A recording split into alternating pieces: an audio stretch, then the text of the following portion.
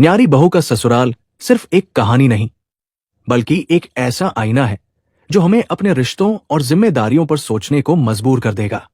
इस कहानी में आप देखेंगे प्यार, फर्ज और त्याग की अनोखी दास्तान। तो आइए इस दिल को छू लेने वाले सफर की शुरुआत करते हैं। रवि, आज तुम फिर से अपनी मौं के घर गए थे। घर में घुसते ही श्रेया ने सीधा सवाल किया। रवि ने पहले कुछ सोचा फिर जवाब दिया। श्रेया, वो मेरी मौं है। पापा की तबीयत ठीक नहीं रहती। मौं हमेशा परेशान रहती है। मैं उनका अकेला सहारा हूं। श्रेया को इन बातों से कोई फर्क नहीं पड़ रहा था। मुंह बनाते हुए श्रेया ने कहा, वो सब मैं नहीं जानती, मैं तो बस इतना चाहती हूं कि तुमने उनसे अलग होते हुए मुझसे वादा किया था कि अपने घर वालों से कोई मतलब नहीं रखोगे। मैं सब जानती हूं। जब तो बहू बेटे को घर से निकाल दिया, अब बेटे की कमाई के चक्कर में उसे बार बार बुलाते रहते हैं। रवि को बहुत गुस्सा आ रहा था, लेकिन घर में क्लेश न हो इसलिए उसने खुद को संभालते हुए कहा, देखो श्रेया, पैसों के लिए मेरे पापा की पेंशन ही काफी है, और रही बात वहां जाने की तो मेरे सिवा उनका है ही कौन। पापा की बीमारी को देखते हुए मेरा फर्ज है कि मैं उनका ध्यान रखूं। बेटा होने के नाते मेरा भी तो कुछ फर्ज है। रवि श्रेया को बहुत देर तक समझाता रहा, लेकिन श्रेया नहीं मानी और उसने रवि से कसम ली कि वो बिना उससे पूछे कभी अपने मुंह बाप से मिलने नहीं जाएगा। रवि श्रेया का स्वभाव जानता था। अगर उसके मन का काम न करो तो वो बहुत ज्यादा गुस्सा हो जाती है और डिप्रेशन में चली जाती है, जहां तक कि आत्महत्या भी करने का विचार करने लगती है। रवि ने उसकी ये शर्त भी मान ली, लेकिन उसका मन हमेशा अपने माता पिता के लिए तरसता रहता था। उसे आज भी याद है कैसे पापा ने अपना पेट काटकर उसे पढ़ाया लिखाया, रवि की हर इच्छा पूरी की, जहां तक कि रिश्तेदारों के दबाव में न आकर रवि को अपनी पसंद की लड़की से शादी करने की इजाजत दी। लेकिन शादी के 2 महीने बाद ही श्रेया ने लड़ाई झगड़ा कर उनसे अलग होने का फैसला कर लिया। रवि के पिता जगन्नाथ जी ने एक दिन रवि से बात की, बेटा, अगर बहू हम लोगों के साथ खुश नहीं है तो तू अलग हो जा, हमारी चिंता मत कर। यह सुनकर रवि ने कहा, पापा, अब जब मुझे आपका ध्यान रखना चाहिए, आप चाहते हैं आपको बेसहारा छोड़ दूं। ये मुझसे नहीं होगा। रवि की मौं शांति जी ने कहा, बेटा सही तो कह रहा है, ये बहू को समझाएगा तो वो भी धीरे धीरे मान जाएगी। आपकी भी तबीयत ठीक नहीं रहती। जगन्नाथ जी ने शांति को चुप कराते हुए कहा, कैसी बात करती हो तुम, वो नए जमाने की मादन लड़की है। आजकल हर किसी को प्राइवेसी चाहिए होती है, जाने दे इनको। बेटा रवि, तुम बहू को लेकर जहां वो जाना चाहे चले जाओ, हमारी चिंता मत करो। रवि अकेला टेरेस पर खड़े होकर यही सब सोच रहा था। तभी फोन की घंटी बजी। दूसरी तरफ मौं थी। उनकी आवाज लड़ाखड़ा रही थी, बेटा रवि, न जाने तेरे पिता को क्या हो गया, मैं इन्हें हॉस्पिटल ले जा रही हूं, तू जल्दी से आ जा। रवि ने कहा, मौं तुम चिंता मत करो, मैं अभी पहुंचता हूं। यह कहकर रवि जल्दी से नीचे आया और जूते पहनने लगा। श्रेया ने देखा रवि कहीं जाने की तैयारी कर रहा है। रवि, तुम कहां जा रहे हो? इतनी रात को और भी फोन किसका आया था? रवि की आंखों से आंसू बस छलकने ही वाले थे। उसने कहा, श्रेया, पापा की तबीयत बहुत खराब है, मुझे जाना होगा। मैं उन्हें लेकर अस्पताल गई है। श्रेया गुस्से से बोली, रवि, मैंने तुम्हें कहा था कि तुम उनसे मिलने नहीं जाओगे। ठीक है तुम जाओ, लेकिन जब वापस आओगे तो अपनी बीबी को जिंदा नहीं पाओगे। रवि उसके आगे गिड़गिड़ाते हुए बोला, श्रेया, आज जाने दो मुझे। एक बार पापा ठीक हो जाएं तो मैं फिर बिना तुम्हारी मर्जी के कभी उनसे मिलने नहीं जाऊंगा। लेकिन श्रेया का गुस्सा तो 7वें आसमान पर था। रवि के लिए जिंदगी और मौत का सामना एक साथ होने जा रहा था। एक तरफ उसका फर्ज उसे बुला रहा था, दूसरी तरफ उसका प्यार उसे फर्ज निभाने से रोकने के लिए मरने को तैयार था। श्रेया, तुम्हें मरना है तो मर जाओ, मैं अपने पापा को इस हाल में नहीं छोड़ सकता।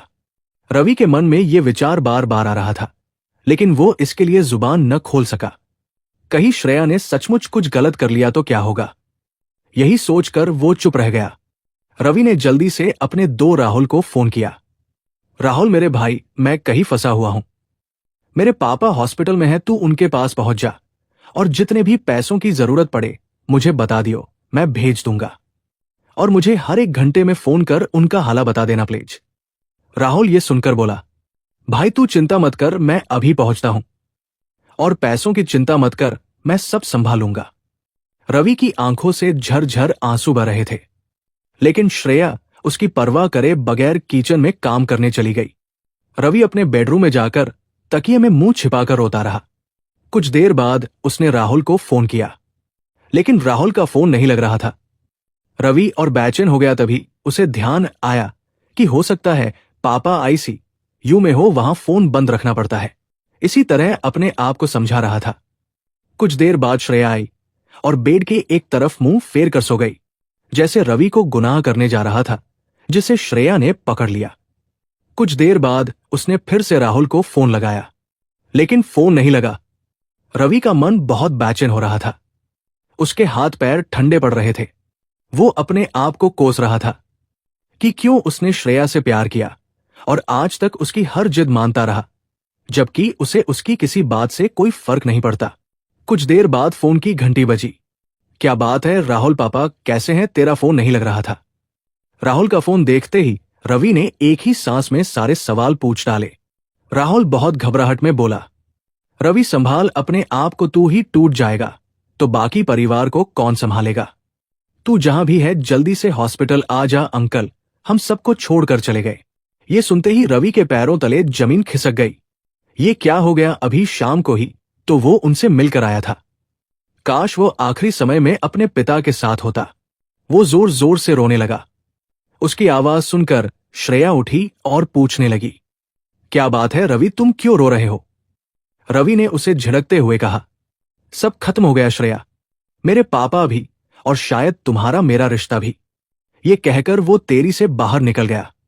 श्रेया भागती हुई उसके पीछे रवि रवि चिल्लाते हुए भागी, लेकिन इससे पहले कि वह कुछ कह पाती रवि वहां से जा चुका था। श्रेया की आंखों से टप टप आंसू बह रहे थे। कहीं अब रवि उससे नफरत तो नहीं करने लगेगा, कहीं उसे छोड़ तो नहीं देगा, यही सोचकर वो रो रही थी। अगले दिन रवि के पिता के घर पर सारे रिश्तेदार इकट्ठे हो गए थे। रवि एक तरफ कोने में गुमसुम बैठा था। तभी वहां श्रेया आई। उसने रवि को देखा, लेकिन रवि को तो जैसे होश ही नहीं था। फिर वो अपनी सास से मिलकर रोने लगी। उसकी रोने की आवाज सुनकर एक बार रवि ने उसकी ओर देखा और नजरें फेर ली। रवि ने भारी मन से अपने पिता को अंतिम विदाई दी। आज उसके पिता को मरे 5 दिन हो चुके थे। इन 5 दिनों से श्रेया भी वही रह रही थी, लेकिन रवि ने एक बार भी श्रेया से बात नहीं की। ये बात शांति जी अच्छे नोटिस कर रही थी। जगन्नाथ जी की 13वीं के अगले दिन शांति जी ने रवि और श्रेया को एक कमरे में बुलाया। रवि श्रेया को देखकर उठकर जाने लगा। बेटा मेरी बात सुन, मैंने ही बात करने के लिए बहू को बुलाया है, लेकिन मुझे कोई बात नहीं करनी मो। पापा की बात मानकर मैं अगल हो गया, लेकिन अब मैं आपके साथ रहूंगा। चाहे आप कितना भी कहें, मैं कहीं नहीं जाऊंगा और इसे जहां जाना है चली जाए। ये सुनकर श्रेया रोने लगी। शांति जी ने उसे चुप कराया और कहा, बेटा ये 2 चिट्ठी तेरे पापा तुम दोनों के नाम से छोड़ गए थे, एक तेरे लिए और एक बहू के लिए। रवि ने जल्दी से चिट्ठी मौ के हाथ से ले ली, जैसे उसे पापा को पाने का मौका मिल गया हो। उस चिट्ठी में लिखा था, बेटा मुझे मालूम है कि बहू हम दोनों के साथ नहीं रहना चाहती, लेकिन मुझे पता है मेरे जाने के बाद तू मौ को अकेला नहीं छोड़ेगा।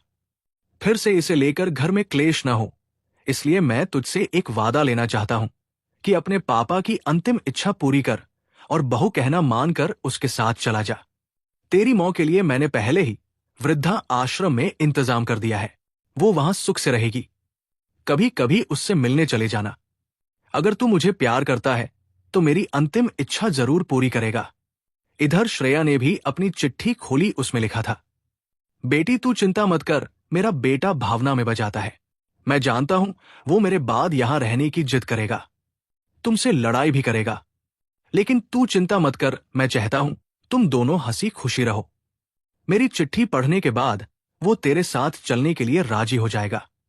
मेरा आशीर्वाद हमेशा तुम दोनों के साथ रहेगा। चिट्ठी पढ़ते ही श्रेया रवि के पैरों में गिर गई। रवि मुझे माफ कर दो। ससुर जी जैसे देवता को मैंने उनके बेटे से अलग किया, इसकी सजा मुझे मिलनी ही चाहिए। तुम मुझे तलाक दे दो। शांति जी ने श्रेया को उठाकर गले से लगा लिया। खबरदार बहू जो फिर कभी ऐसी बात कही। तुम्हारे ससुर जी का एक ही सपना था कि तुम दोनों सुख से रहो। आज वो तुम दोनों को देखकर कितने दुखी हो रहे होंगे। श्रेया शांति जी के पैरों में गिर गई। मां जी, अब मैं हमेशा आपके साथ रहूंगी।